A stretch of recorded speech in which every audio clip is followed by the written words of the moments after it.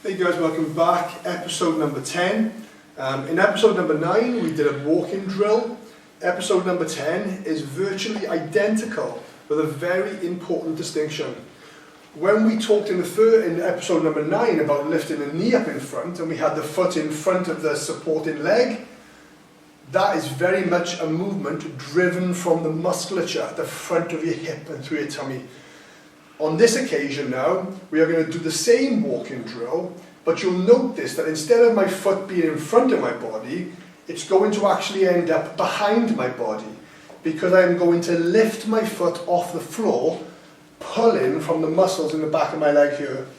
This is going to be very much an active work from the hamstrings. I'm going to pull up into that position, and from the profile shot, you'll almost see that my leg makes like a number 4 shape, and I'm holding that position, and you can feel the tension through the hamstrings. So I'm just going to start off, and I'm going to step forward, and I'm going to pull and hold. I'm going to step forward, I'm going to pull and hold nice and tight, pull and hold nice and tight, pull and hold nice and tight, and I'm really feeling that working right through the mid-belly of my hamstrings. This is going to be a really valuable area because a lot of our runners tend to run without using their hamstrings, and this is just a very nice way of trying to get those hamstrings gently introduced to a pattern which is similar to running for them, so that it starts to become a little bit more likely to want to work and engage during those processes. And you can actually actively try to incorporate that hamstring pull into some of your runs to try and get the feeling of that whilst you're training.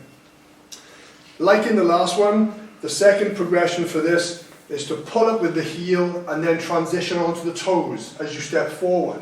So pull and lift with the opposite side, pull and lift with the opposite side.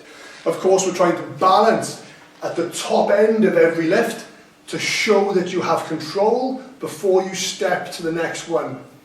The emphasis of these exercises is on balance and control. It's not about trying to get through this quickly. It's about, in fact, trying to get through it quite slowly and demonstrating minimal amounts of sway. Over the last 10 episodes, we've talked about the most common dysfunctions relating to some immobilities and tension problems.